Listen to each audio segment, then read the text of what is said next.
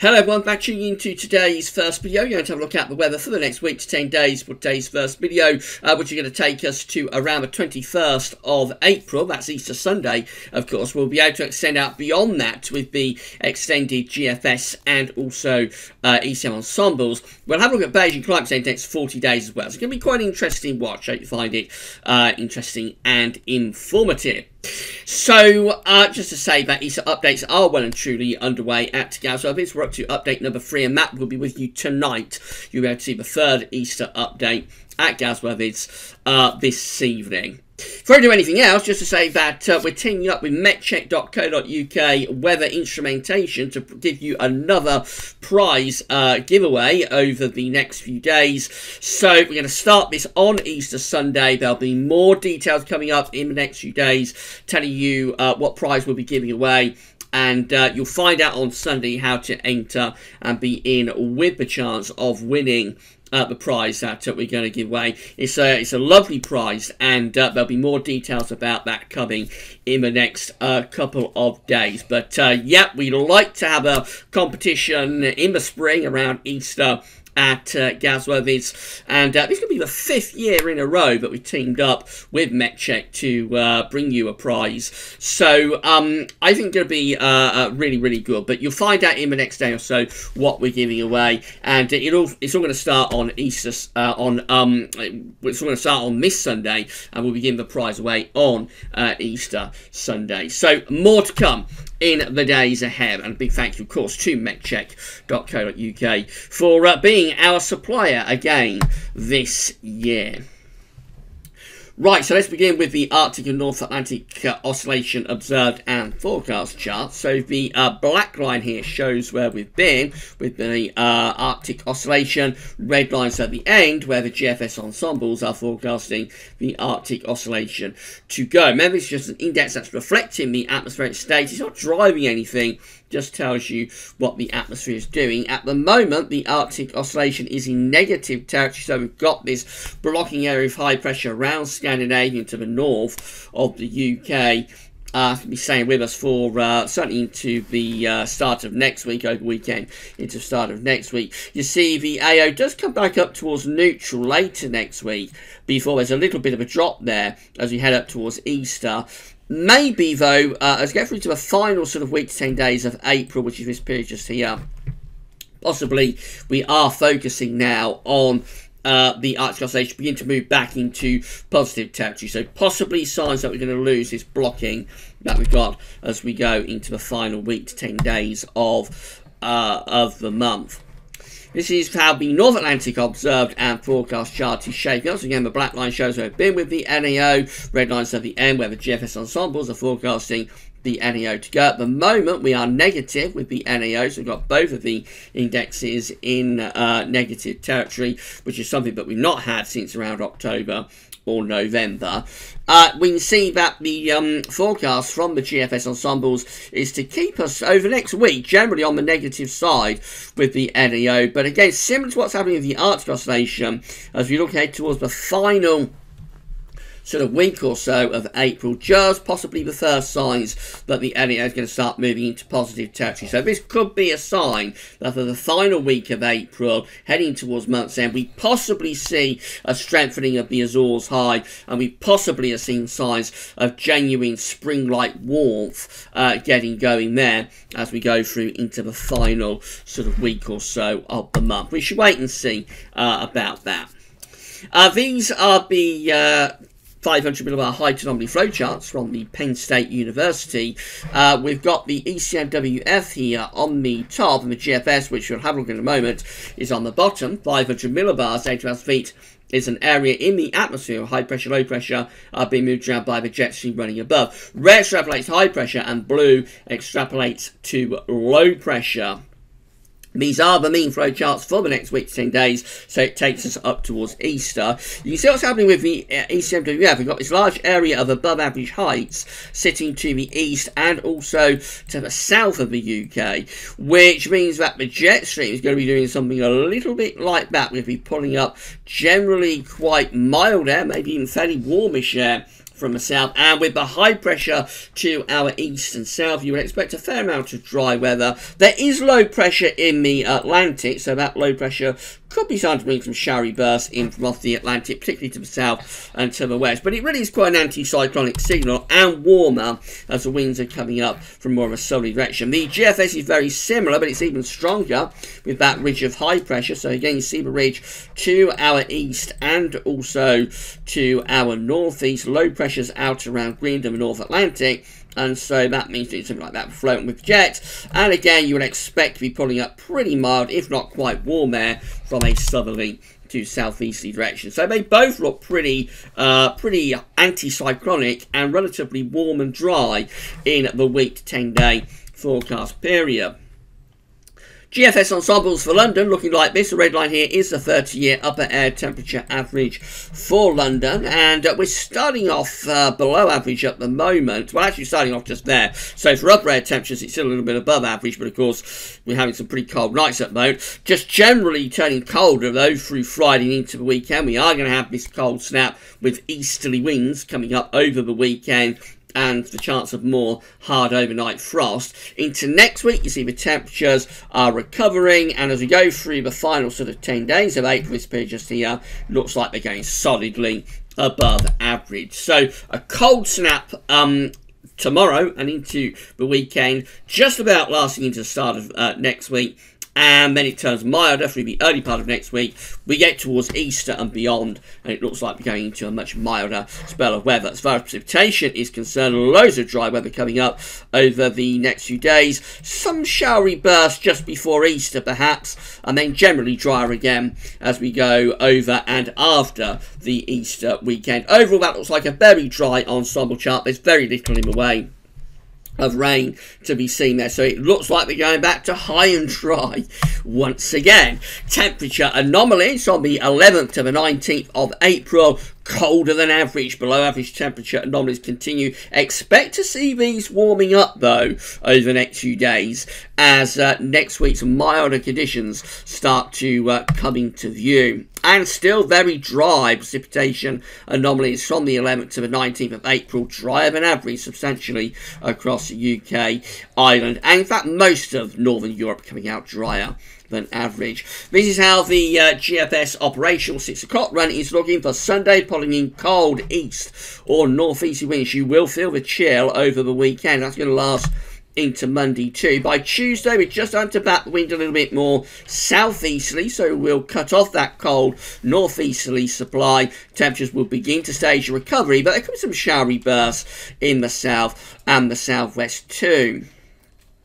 That's Wednesday, possibly a little bit showery down in the south, mainly dry in the north. The main thing is that temperatures are starting to recover. And then heading up towards Easter, well, low pressure remains to our south around Biscay, but essentially we're still under a ridge of high pressure, and temperatures are lifting up too. Although the wind is still easterly, wind is still coming in from the east, the origins of the air coming from south of these, pushing up into the UK like that. So the origins of the air kind of like from the Mediterranean. It will be a lot warmer as we go up towards Easter.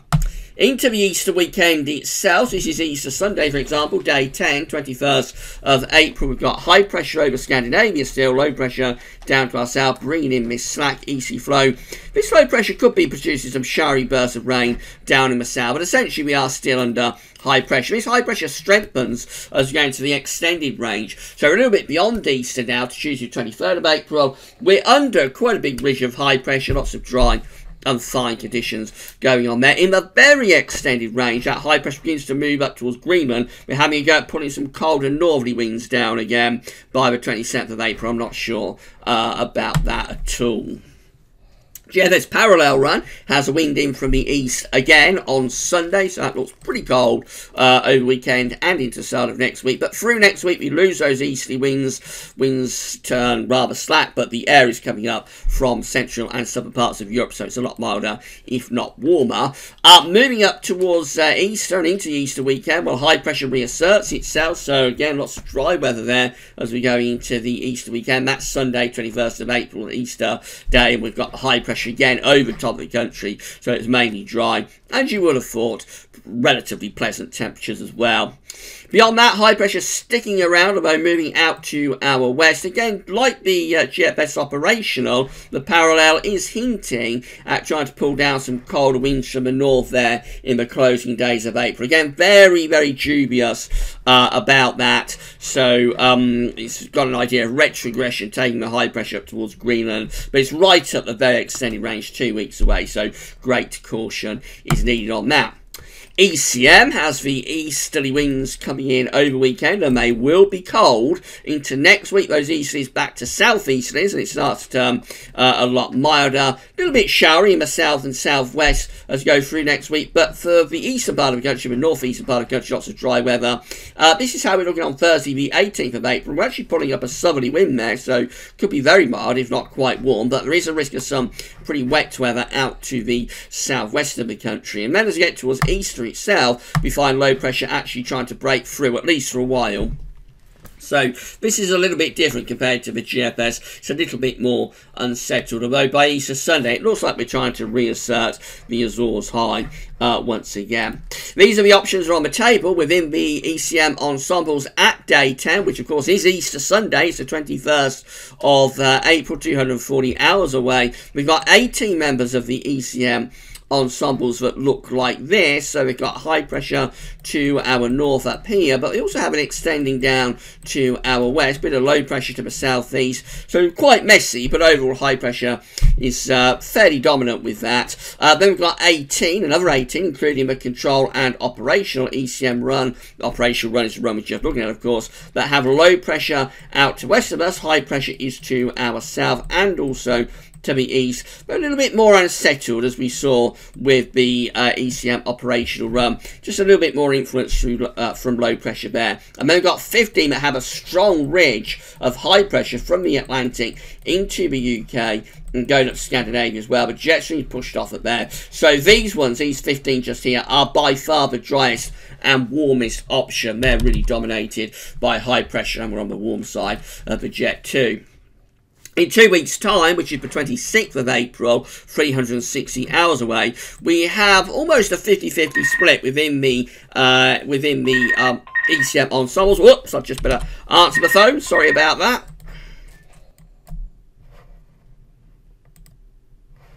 Okay, that's it. Phone answered. Sorry about that, everyone. There's always something going on at Gauss, whether it's towers to interrupt the video. So, sorry about that. Right, so we was looking at the ECMWF ensembles in terms of a postage stamps from the Icelandic Met Office for 2 weeks' time, 26th of April, which is 360 hours away, of course. And we've got almost a 50-50 split, as I was saying, between two scenarios. So we've got 27 members of the ECM ensembles, 52%, with low pressure almost over top of the UK. So obviously they're very unsettled ECMWF ensemble members indeed. There's a bit of a blocking signal as well going up towards Greenland, so not only unsettled but also pretty cold. The flow and the jet would be going something like that. So they're by far the unsettled options. And then there's 24, however, which is 47%, so not quite 50-50, but getting on for it, where we've got a big area of high pressure above average heights over the UK.